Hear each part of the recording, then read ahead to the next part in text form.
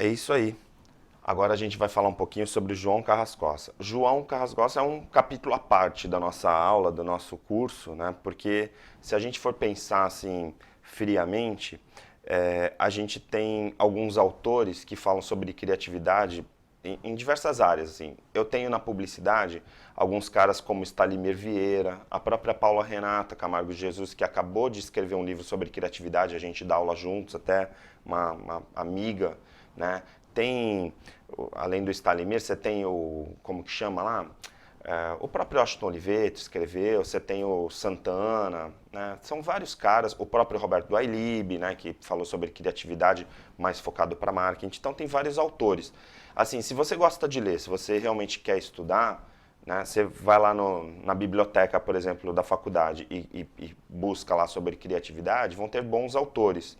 Né? Então, eu acho que não tem muito assim dizer, ah, pô, tem alguma coisa? Ou como antigamente, ah, não tem livro nenhum sobre criatividade, era tudo muito intuitivo. Hoje não.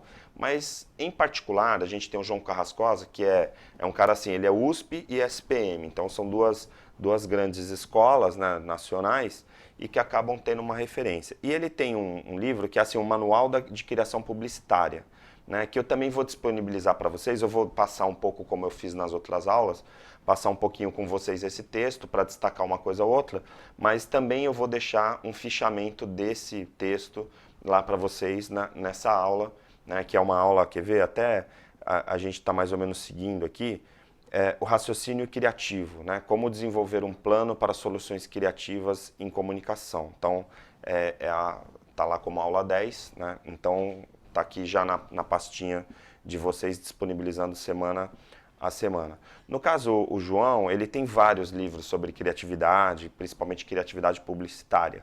Né? Então, ele vai dar um ênfase principalmente aos processos e técnicas para você escrever uma propaganda para anúncios, para comerciais. Então, se você é jornalista ou RP, você deve falar assim, ah, mas essa aula não é para mim. Não, é para você também.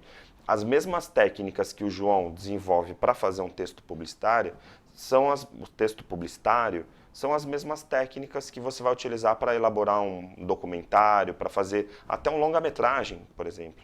Né? Então, são autores que são de comunicação, vamos dizer assim, não é uma fonte que é exclusiva para aquele curso ou para o outro, porque às vezes pode ser que você pense, ah, essa aula aqui eu vou passar porque não tem nada a ver, eu não vou ler esses livros. Não, é super importante. E além disso, ainda tem um aspecto que é bom ressaltar para vocês, assim, que se você for trabalhar com comunicação, você não pode pensar assim, ah, você é jornalista, você é publicitário, você é RP, ou você é cineasta, por exemplo, ou produtor multimídia, produtor gráfico.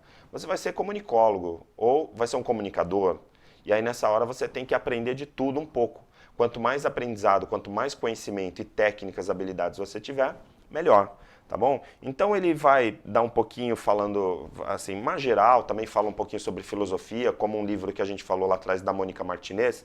O João também vai falar um pouquinho sobre essa questão do pensamento filosófico. Né? Ele tem, por exemplo, o David Hume, que coloca uma classificação assim de semelhança, contraste e contiguidade, que é uma associação de causa e efeito. Assim.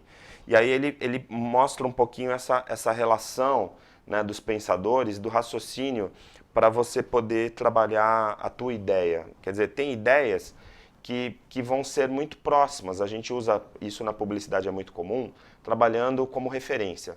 Um exemplo, eu fiz uma diagramação, ou então o cara fez uma diagramação que colocou lá agora recentemente, quando o Cunha foi afastado, saiu no jornal Metro, uma página toda preta, e aí o Poderoso, fazendo uma paródia lá ao Poderoso Chefão, ele colocou o Poderoso Cunha, e aí colocou a capa toda preta, como se fosse o cartaz do filme.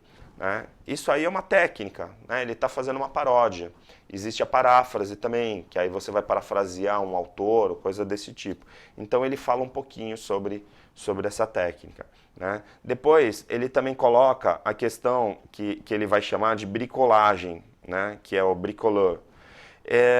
A gente normalmente faz o que? A gente combina, como se a gente estivesse montando um jogo, né? Ele fala do jogo intertextual, montando partes de coisas. Então, assim, de repente eu vou escrever um filme, um comercial de televisão para vender uma margarina, e aí eu vou colocar lá, de repente, uma família. Essa família, a fotografia, a imagem que eu estou colocando, é como se fosse uma cena do filme, sei lá, Papai Noel, que tem lá, Papai Noel 2, que está lá a família, tal, consumindo. Ou então eu vou querer colocar um casal numa situação romântica, e aí eu tenho lá uma referência de Notting Hill, que é um filme que eu gosto muito. Então, essas referências a gente vai colando, a gente vai montando. Então, é muito comum você assistir, por exemplo, um comercial ou ver um anúncio, lá tá lendo um anúncio de jornal ou de revista, e ver coisas que você fala assim, eu já li aquilo, eu já vi aquilo. O Desce Redondo da Skol é um slogan que a Skol utilizou, mas esse Desce Redondo já foi utilizado várias vezes. O que é Desce Redondo para você? É quando cai bem. E a Skol não criou isso. O Desce Redondo já existia, então ela está fazendo. É muito comum a gente usar na criatividade recortes, então ele fala um pouquinho dessa técnica, né, de juntar as partes. E aí, uma das referências que a gente tem muito é a referência literária, que aí ele coloca, então, né, que a gente usa muito a paráfrase, né, mas a referência de você pegar algo que as pessoas já estão acostumadas. Então, eu tenho um livro que eu gosto muito, e aí está lá na minha mente. Na hora que eu vou criar um institucional, vou fazer uma cena de um filme, sei lá, ou até criar um anúncio, aí eu tô com aquela referência. Mesma coisa no jornalismo. Poxa, eu tô, de repente, com matérias ou com revistas que eu gostei muito, ou alguns jornalistas que são referência para mim, na hora que eu estou escrevendo, eu acabo seguindo um pouquinho, a gente acaba seguindo um pouco essa relação. Ele até coloca assim a questão de estilo, né? É uma citação dele aqui, ó, na página 59 desse livro, uma espécie de estilização em que os publicitários aproveitaram uma formação discursiva já consagrada, que é a literária, nesse caso a oração cristã também, e modificar integralmente. Então a gente pode pegar, de repente, sei lá, uma reza, uma oração, e aí o cara foi lá, mudou algumas coisinhas e virou um jingle, né? Coisa que já aconteceu muitas vezes na publicidade. Por que ele pegou aquela oração? Ah, porque ele quer trazer a religiosidade para dentro da propaganda? Não, mas é porque é um texto que todo mundo conhece, uma oração muito conhecida, então de repente ele vai querer colocar. E aí um ponto importante que ele coloca no livro dele, né, que é aí para destacar, que é o handmade, né, que é assim, é a utilização literal de uma frase ou uso sem interferência de uma imagem com uma peça publicitária, cujo sentido, estou falando muito rápido, né? Vamos fazer o seguinte, ó, vamos lá.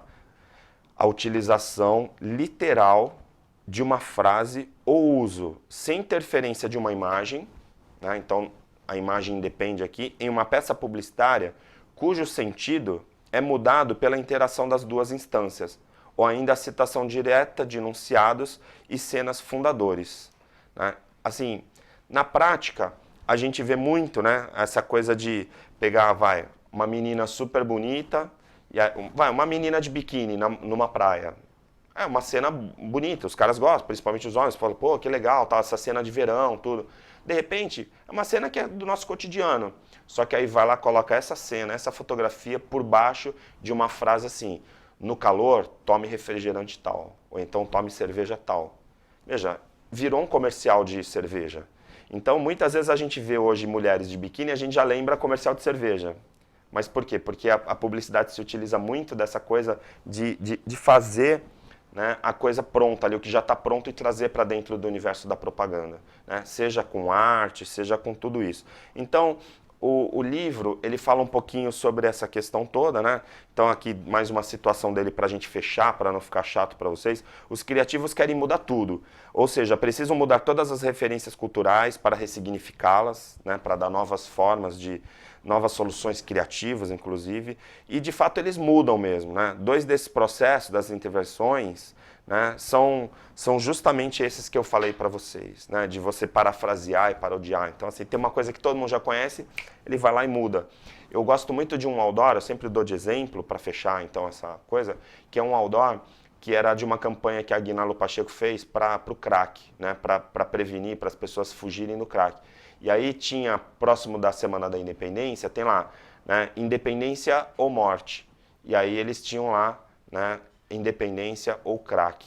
Na hora que você faz lá, né, era o type, era só texto ali no anúncio, tá? Mas na hora que você coloca Independência ou crack, na hora que a pessoa lê aquele crack e ela sabe que a referência que ela tem é morte, já fez o link, você já impactou a tua campanha. E isso é parafrasear.